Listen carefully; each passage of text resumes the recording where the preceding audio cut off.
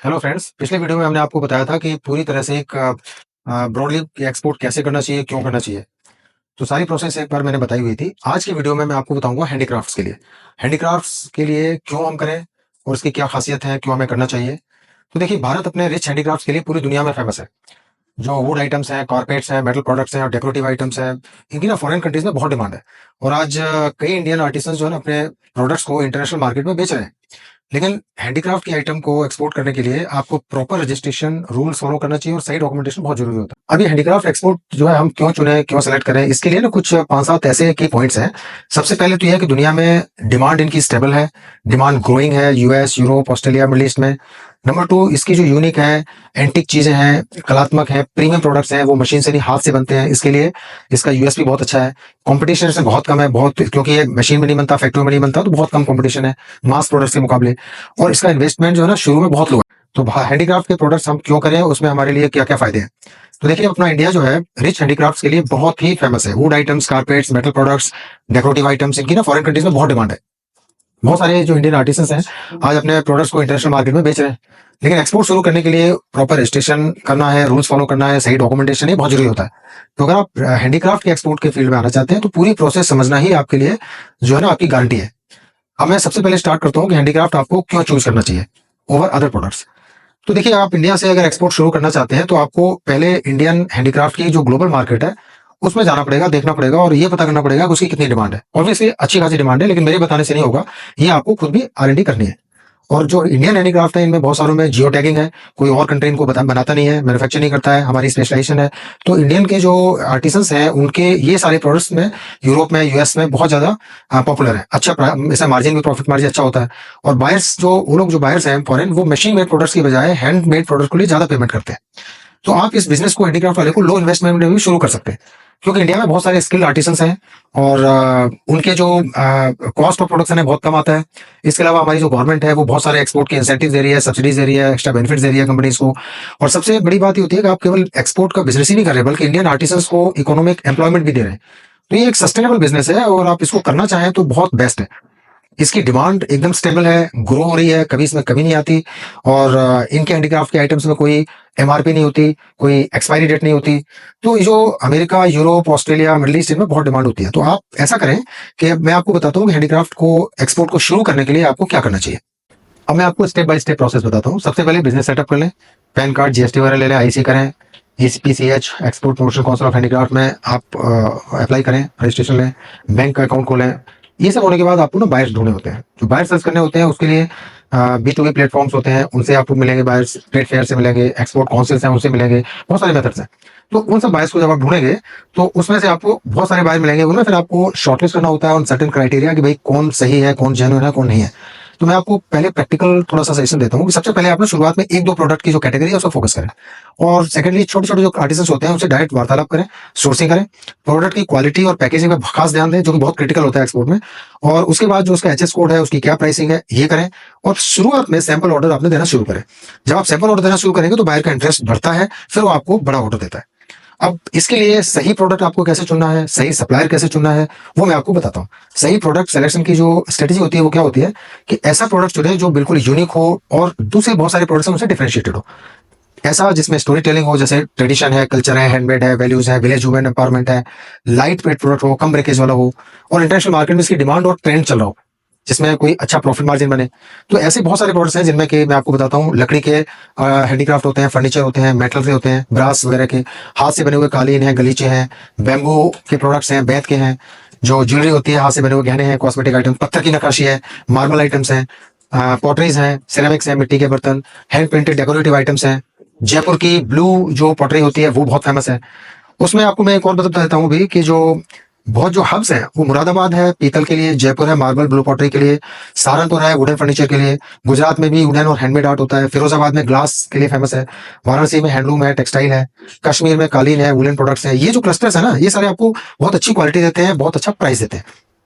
अब हम आते हैं कि सप्लायर कैसे चुने।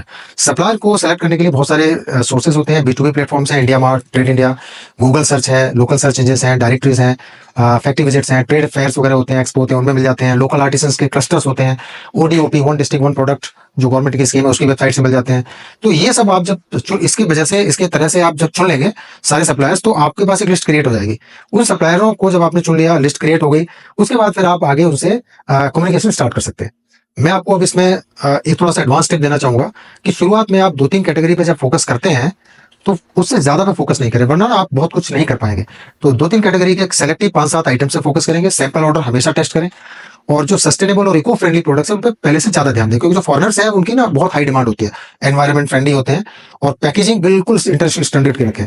और जो आपका सप्लायर है, आर्टिसन है, उसके साथ में लॉन्ग टर्म जो है आपको रिलेशन बनाना है। ऐसा नहीं एक बार आपने ले लिया, अगली बार भूल गए उसको, कोई दूसरा मिल गया दूसरे, क्योंकि एक सप्लायर ना थोड़ा सा कम ज्यादा प्राइस कर सकता है, बट आपके लिए सस्टेनेबल होगा, वो आपको समझेगा, आपके बायर की जो प्रोडक्ट की जो आइडेंटिफिकेशन है, चॉइस ही है, उसको समझ के उसी हिसाब से प्रोडक्ट आपको बनाएगा। तो आप धीरे धीरे प्रोडक्ट के वैल्यू में, क्वालिटी में, सब में बहुत अच्छा एक सुधार कर सकते हैं। तो ऐसा प्रोडक्ट चुनिए जो बिल्कुल यूनिक होना चाहिए।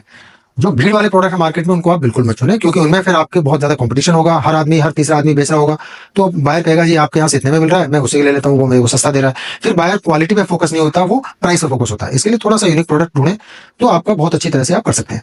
अब मैं आपको टॉप 10 जो हैंडीक्राफ्ट प्रोडक्ट्स हैं, उनके हब्स हैं, उनमें क्या एक ग्रॉस मार्जिन है, वो आपको बता देता हूँ, तो इससे आपको थोड़ा आइडिया हो जाएगा। सबसे पहले जो वुडन हैंडीक्राफ्ट्स है, वो मतलब सहारनपुर में मिलते हैं, यूपी में, गुजरात में मिलते हैं। तो वुड से बने हुए जो प्रोडक्ट्स हैं, इनमें लगभग मार्जिन 25-50% होती है। डिमांड इसकी यूएसए, यूरोप में है। और बेस्ट आइटम जो है वॉल डेकोर होते हैं, ट्रेज होते हैं, फर्नीचर्स होते हैं, बहुत सारी चीजें। सेकेंडली ब्रास और मेटल के आइटम है, ये मुरादाबाद में मिलते हैं। इनमें भी 30-40-50-60% मार्जिन होती है। इसकी डिमांड मिडिल ईस्ट में, गल्फ कंट्रीज में है, यूएस में है। और लैंप है, आइडल्स हैं, डेकोरेटिव पीसेस हैं, बहुत सारी चीजें होती हैं। थर्ड जो है वो मार्बल स्टोन्स है, वो आपको मोस्टली राजस्थान में, जयपुर में मिलेंगे। इनमें भी करीब करीब 30-40% की मार्जिन है। इसकी डिमांड यूएसए, यूरोप में है। उसमें बेस्ट आइटम्स होते हैं स्टैच्यूज, टेबल टॉप्स, इनलेस वर्क होते हैं। थर्ड में मार्बल है, मार्बल स्टोन क्राफ्ट है, वो सारा राजस्थान में, जयपुर में होता है। उसमें मार्जिन करीब करीब 25 से 45% है। उसकी डिमांड यूएस में, यूरोप में है। बेस्ट आइटम्स में स्टैच्यूज होते हैं, और टेबल टॉप्स हैं, इनलेस वर्क है, इस टाइप के होते हैं। फोर्थ में हैंडमेड कारपेट्स हैं, रग्स हैं, वो ज़्यादातर नॉर्थ में कश्मीर में होते हैं, या फिर कानपुर के पास यूपी में भदोई में होते हैं। इसमें मार्जिन अच्छा खासा है, 70% तक मार्जिन जाता है। इसकी यूएस में, जर्मनी में, इन सब में बहुत अच्छी डिमांड है। वुलन आइटम्स हैं, सिल्क के कारपेट्स हैं। फिफ्थ में आता है बैम्बू प्रोडक्ट्स, बैम्बू के हैं, कैन के प्रोडक्ट्स हैं, जो नॉर्मली नॉर्थ ईस्ट इंडिया में होते हैं, और इसकी मार्जिन भी अच्छी खासी है, लगभग 50% मार्जिन है। जो इकोनॉमिकल, एनवायरमेंट फ्रेंडली होते हैं ना, उनको ज़्यादा ये प्रोडक्ट पसंद आते हैं। इसके लिए इसमें बास्केट्स, फर्नीचर, बहुत सारे डेकोरेटिव आइटम्स होते हैं। उसके बाद आता है राजस्थान, दिल्ली में बनने वाले हैंडमेड ज्वेलरी, इसमें 100% भी मार्जिन होता है। ग्लोबल डिमांड है, ऑनलाइन है, एटसी पे होते हैं, अमेजोन ग्लोबल पे है, बुटीक्स में जाते हैं ये। बीडेड ऑक्सीडाइज प्रोडक्ट्स होते हैं। सेवन्थ में जयपुर में प्लस अलीगढ़ में पॉटरी और सिरामिक्स हैं, इनमें 50-60-70% की मार्जिन है, इसकी बहुत अच्छी डिमांड है। एट्थ में जो हैंड पेंटेड आर्ट हैं, Madhubani arts, Rajasthani arts, paintings, इनमें भी बहुत अच्छी मार्जिन है। कोई एमआरपी नहीं होता, तो आप इसको डबल ट्रिपल भी ले सकते हैं डिपेंडिंग ऑन पेंटिंग। इसके बहुत ही निच कस्टमर्स होते हैं, बहुत ज़्यादा जो कस्टमर्स होते हैं ना, जो बहुत बड़े बड़े लोग होते हैं, वो होते हैं इसमें। ग्लास हैंडीक्राफ्ट फिरोज़ाबाद में है, इसकी मार्जिन अराउंड 30-40-50% तक है। मिडल ईस्ट में, यूरोप में बहुत डिमांड है। क्रिसमस ट्रीज़ वगैरह की डिमांड पूरे एंटायर वर्ल्ड में होती है, वेजेस की, लाइटिंग डेकोर्स की होती है। और लास्ट ही आता है हैंडीक्राफ्ट जो वाराणसी के, जयपुर के होते हैं। उसमें ग्लोबल फैशन जो हेम डेकोर होता है उसकी होती है। इसमें स्कार्फ्स हैं, कुशन कवर्स हैं, बहुत सारी चीज़ें होती हैं। तो एक्चुअली मार्जिन की जो रियलिटी है ना, ये नॉर्मली किसी भी एक्सपोर्ट के हैंडीक्राफ्ट के आइटम में 30% से 100% तक जाती है, और जो प्रीमियम प्रोडक्ट्स हैं उनमें ज़्यादा भी जाती है। लेकिन आप इसमें ध्यान रखें कि इसमें से फ्रेट का कॉस्ट आता है, पैकेजिंग बहुत अच्छी होनी चाहिए, कमीशन जो आप किसी एजेंट को देते हैं के थ्रू अगर माल बेच रहे हैं तो उसमें उसको कमीशन जाता है, ड्यूटीज़ वगैरह हो सकती हैं। तो इन सब के बाद मार्जिन थोड़ा सा कम होता है, लेकिन फिर भी बहुत अच्छा मार्जिन होता है। शुरुआत में आपको क्या करना चाहिए कि हाई मार्जिन और लो ब्रेकेज प्रोडक्ट को चुनना चाहिए। लाइट वेट आइटम्स हों, उससे शिपिंग कॉस्ट बहुत कम आएगा, क्योंकि वेट के हिसाब से आता है। यूनिक हों, हैंडमेड हों, प्राइसिंग पावर्स में ज़्यादा है, आप मांग सकते हैं। इको फ्रेंडली हों, वो भी हम आप मांग सकते हैं। और एक छोटा सा एक ट्रिक है कि इसमें आप वुडन और मेटल का एक कॉम्बो बना दें, टेक्सटाइल हैंड पेंटेड का एक कॉम्बो बना दें, मतलब थोड़ा सा 2-3 टाइप के जो कैटेगरी उनके आप कॉम्बो बना सकते हैं। इसको आप ऑफर करेंगे तो अच्छी प्राइसिंग, अच्छा डिमांड क्रिएट होती है। तो आपको जो है ना बहुत कम इन्वेस्टमेंट में, मतलब ये समझिए कि 1 लाख रुपए से भी आप शुरू कर सकते हैं। 1 लाख से 2 लाख रुपए के बीच के हैंडीक्राफ्ट आइटम आप सेलेक्टेड लेंगे, सोर्सिंग करेंगे, चुनेंगे, उसी में आपको अच्छा खासा मार्जिन आएगा। धीरे धीरे आप ओवर द पीरियड 3 महीने, 4 महीने, 6 महीने में अच्छा ग्रो कर सकते हैं। और फाइनली मैं आपको बताता हूँ कि बायर कैसे ढूंढें। तो उसमें B2B platforms, Alibaba, India mart, global sources, Etsy, trade India, exporters India, बहुत सारी साइट्स हैं। वहाँ पे आपको बल्क बायर मिल जाते हैं, इंपोर्टर्स मिलते हैं। उसके अलावा सोशल मीडिया के जो चैनल्स हैं, डिजिटल चैनल्स, इंस्टाग्राम, उसमें hashtag made in India, hashtag handmade decker, Pinterest पे होते हैं डिज़ाइन शोकेस में, लिंक्डइन पे होते हैं डायरेक्ट B2B में, फेसबुक्स के ग्रुप्स होते हैं, फेसबुक्स के पेजेस होते हैं, उसमें होलसेल बायर्स भी आते हैं। तो ये सब हैं। थर्ड में ट्रेड फेयर्स हैं, गवर्नमेंट प्लेटफॉर्म्स हैं, तो उनसे भी आपको बहुत ज़्यादा मिल जाते हैं बायर्स। और कई बार ऐसा होता है ना कि रिवर्स BSM करना होता है, फॉरेन बायर्स यहाँ पे इंडिया में आते हैं, सेलेक्ट करते हैं, तो उनसे जो इंटरेक्शन होता है, तो उसमें कई बार गवर्नमेंट की वेबसाइट्स होती हैं, उन पे ये सब चीज़ स्कीम्स आती हैं, फंडिंग आती है, तो बहुत कुछ होता है। तो इसके लिए आपको हैंडीक्राफ्ट जो है ना बहुत एक अच्छी अपॉर्चुनिटी है, आप इसको करें। कहीं भी कोई प्रॉब्लम आती है आप मुझसे कांटेक्ट करें, मैं आपको सारी 1 to 1 गाइड कर दूंगा, क्योंकि इसमें एक छोटे से वीडियो में बहुत कुछ बताना पॉसिबल नहीं होता। तो मेरे ख्याल से इतना काफ़ी है। एक बार आप शुरू करें, मन बनाएं। हम मिलेंगे अगले वीडियो में किसी और प्रोडक्ट के साथ में। Thank you very much. नमस्ते।